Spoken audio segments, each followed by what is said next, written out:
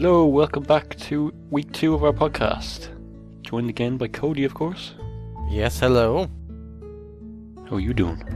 I'm doing fantastic. How are you? I'm great, yeah. Good. So, last week's podcast went really well. And Did I it? think this week's can go even better. So, so how's your week been, man? How's your week been? Pretty laid back. Just going back to college now in 2 weeks. Oh, boy. Getting prepped for that. Oh, goodness. Buying all your back-to-school supplies. Back to school. I wouldn't buy a book. Don't even have a book. What? Computer How science, do you man. learn don't if need you don't buy a books. book? Online notes. PDF files. Oh, goodness. You have to buy the book. Gotta buy the book. You gotta Or shell there are out no that books. money. It's a lot of money. It is a lot of money. Mm-hmm. But, what can you do? It's super expensive just to learn. Sure. In Ireland here now, this year is the first year primary school and secondary school children are bringing iPads instead of books. What? Mm. Why would they Bring do an that? iPad. Bit of Angry Birds in class. Why would they give, children iPads? What happened to the Because good old-fashioned book? Like people would spend like 800, nearly 800 a year on fucking books for their kids here. So you could get an iPad for that, and then the ebooks are like a quarter of the price. Yeah, but it's just taken away from the value of books. It really is. I like the idea of, using e-readers and stuff, to read books and Kindles and Nooks. Save the trees. Save the trees and all that shit. But you know what? You may not know how this feels because you, for some reason, don't read. I'm But literate, yeah, he doesn't know how to read actually. So when we're typing, I think he hires somebody to message me. Google Translate. Yeah, Google Translate. Just Did uses you that mean? the voice program. Just talking to you. But the feeling of just a heavy, amazing book in your hand. I mean, even with textbooks, it's just like, okay, yeah, I can see where textbooks come in because they are heavy to lug around, but it's just gonna teach kids that, they don't have to go to the library, they don't have to go to Barnes and Nobles or wherever they buy books in your place. I don't know where you live. What is it, Wales? Wales? What? Yeah, Wales. You live in Wales, right? Yeah. You're Welsh. Oh wait, I'm from Wales. I shag the sheep. I don't know what you said. No, I Exactly. don't That's what a Welsh accent is. Oh, well, good to know that. But it's just like they're gonna be like, "Oh, mommy, I want the new Harry Potter book that came out this year. Oh, here you go. Here's my credit card. Buy it on the Nook store." Yeah, you don't have to queue all night. You don't go in the back of a queue and queue for hours to get the book. It's like bam, midnight on your iPad. Have you ever been to a midnight release of a book? No, not a book, of a game, of course. Well, yeah. Not a So book. I mean, you know what that's like. It's like the anticipation. You see all the people around you. Some are even dressed up as their favorite characters. It's not like that here. Oh, well, it's like that here, maybe. I don't know. I've actually never been to a midnight release of a game. But, I just go get it in the morning like a good person does. But, I've been to a midnight release to a book when I was a kid, it's just like, this is the 5th Harry Potter book. And, I just got done seeing the Hulk, right? Yeah. And that feeling of just waiting in line, seeing all the other kids, just screaming and crying and just so happy that the next Harry Potter book is coming out. And that's something. Great. When you're in line though, you always feel like you're the most important fucking there. Like, I'm the biggest fan. I deserve more than all you bastards. It's like someone comes up and they're You know, they're talking about a fact or something, and they have the slightest error. You just want to just grab them by their collar, lift them up, and just start pummeling their face like, "You're wrong! That's not how it happened. You're so dumb. I hate you. You don't deserve a copy of this book." You know, and it's just, kids aren't going to know that. They're not going to understand that. You know? True. But, you know, speaking of kids, you know, I just told a wonderful childhood memory, just a warm, fuzzy memory. Do you have any? All mine are not like stories like that. They more endure pain. Oh, well, that's even better. I like to hear you in pain. Just because I was an accident-prone baby. Never broke a bone in my body, but I did a lot of stupid things. The second day I learned to walk, like I started walking, like taking my first few steps. My dad was building our bunk beds for me and my brother in our room. Ooh. This is me walking in my second day of being able to do a few steps. I got up off my arse, strolled up to my dad, and then he had a cup of coffee on the table. Oh, I God. just pulled it down right off the table all over me. Oh, you poor baby. Did it leave any marks? Oh, I'm still a handsome bastard. Oh, good. But I don't want to... That was my first few steps. I burnt myself. Well, it's a good start to, you know, to becoming a real person.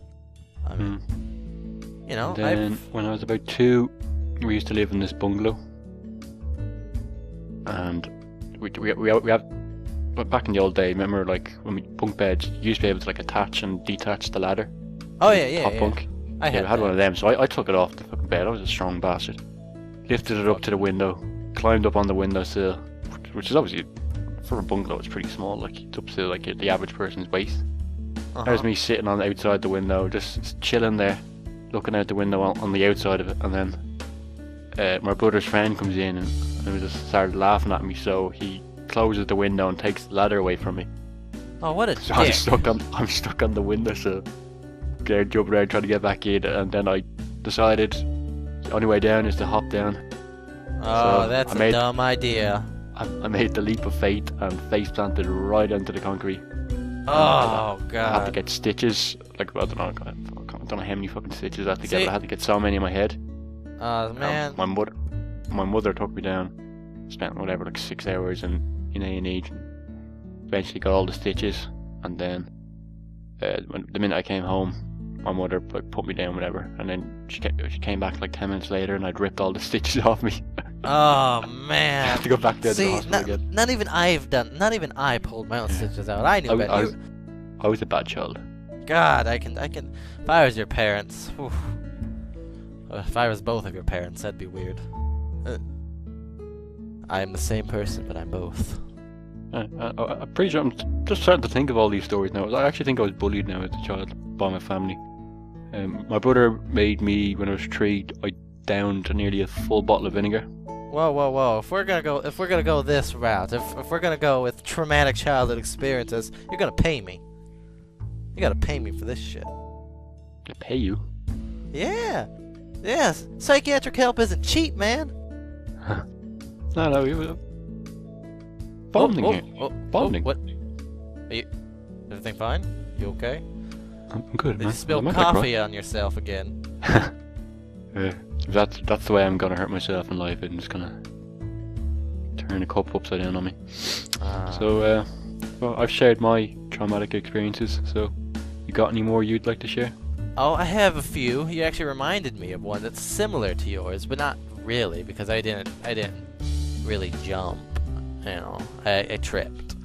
But See, you know, I may have been like a bad one. You were just stupid by tripping yourself and clumsy. no, I was this bumbling, just, you know, oaf that just tripped over his own feet all the. I still do. I still trip over my own feet constantly. But you know, it's your typical beautiful California summer day, and you know, my cousin and I were outside playing with the neighborhood kids, and we were over at their house, and you know, my cousin had this squirt gun, this little harmless thing, but being, you know, a pussy as I was when I was a kid, I I was like, oh, don't squirt me. I don't want to get wet. And, you know, being a douche, he just kept, squirting right in my face, right in my glasses, and I ran away. And eventually I climbed a tree, right? Okay? I climbed this tree because I was a nimble monkey of a child. I loved to climb trees, loved to climb onto roofs. And so, I was up there. I was like, you can't give me this squirt gun. And eventually he got tired, right? He got tired, or so I thought. It was a ploy. It was all a ploy. And, I scurried down the tree, and I was like, and then all of a sudden here comes my fat cousin lumbering around the corner with a squirt gun trying to shoot me. And then I was like, oh fuck, I gotta run. So I bolted, like as fast as I possibly could. And for whatever reason, and I still don't know what possessed me to do this to this day, I turned to look at him, running full speed. And to make some kind of face at him because he's fat and he couldn't catch me. I was very scrawny. And I look at him, I make eye contact with him, and all of a sudden I just feel myself going flying forward. And I just land face first on the road, and my face just smashes against the side of the road. I bust open, just pretty good size cut, and I'm just bleeding everywhere, and my glasses are broken. And my cousin's looking bewildered, at first I don't notice. I'm like, okay, oh god, I took a fall, I'm okay. I looked at my hand, and it was just covered in blood, and I just ran away, crying. I was at the emergency room all night. And I was a good boy. I got Taco Bell that night. And squirt. And what? And squirt. And squirt, yes. But it was his, and I still blame him. It was still his fault somehow. Do you still know him? Are you still close? Not really. We've fallen out over the past year. That's a whole different story. You get the bastard back. But that was my second pair of stitches. My first pair of stitches, mind you, is set of stitches. I've only had 2 stitches, so that'd make it a pair. But the first time I got stitches, it was a couple years before that, and I had this big red toy box that I put all my awesome toys in there, and it was in my grandma's foyer, and my mom and her boyfriend at the time were talking. And, I just thought it'd be a great idea, just get up on top of that toy box and try to jump on him. Because, as a monkey little kid, I like to jump on things. As you do? Yeah, and for whatever reason, he decided to stick his arm out. Right as I jumped. Right as I made contact with him. His arm flung out, straight, as stiff as possible for whatever reason. I think he was pointing at something. And bam! I bounced off of it, and the back of my head collided with the corner of the wall. It just split me wide open. Oh god, I was crying so hard, and I was just looking at my mom like, I'm gonna die. My mom's like, no, you're not gonna die. She's freaking out. Everyone's freaking out. I'm bleeding. I'm screaming about my imminent death. That reminds me of actually another time I got a pair. I was like, Jesus, I'm just starting to realize how many stitches I got now. And we always used to do it as a kid because we always used to. Well, we didn't do it that much, but we got a big massive blanket. You used to have blankies when you're a kid. So we got a blankie.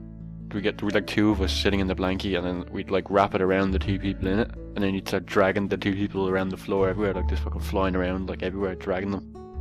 And we were doing that, and it was me and my little sister in the blanket getting dragged around, and my brother's dragging us around going fucking crazy, and next thing you know, just throw you over a bridge? Bang! Yeah, just got absolutely walloped. My head hit the corner of the fucking fireplace. Oh god, I bet it was brick too, solid brick. Yeah, I still there's still a lump in my head to this day from it. See, look at that. Everybody, he has a misshapen, lumpy head. Thanks to his. I do. I am selected by my friends because I have kind of an eggy cone head. I have a triangular shaped head as well. I have that same problem. I don't know if it was due to me smashing my head into the wall or not, but it's very triangular. That's why I keep my hair much longer. that's what I'm kind of like that. I have curly hair though, so I get away with it a bit. If I cut my hair real short, it's kind of just like, oh fuck. Oh yeah, I used to buzz gel my that shit hair, up. man. But no, Anyhow, that's- I think that's it for episode 2, or week 2. no, is it already? Yeah, so that flew past 15 minutes already. Man, Jesus Christ, really, look at that, my audacity. Fucking hell. Well, that's good.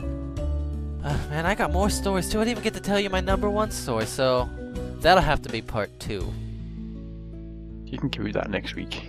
Yes, next week. Be So, waiting with anticipation. oh, I know. I can't wait to tell you. Anyhow, if you enjoyed this, guys, please leave a like, comment, subscribe. Greatly appreciated. Yeah, and we shall see you next week. See you later, guys.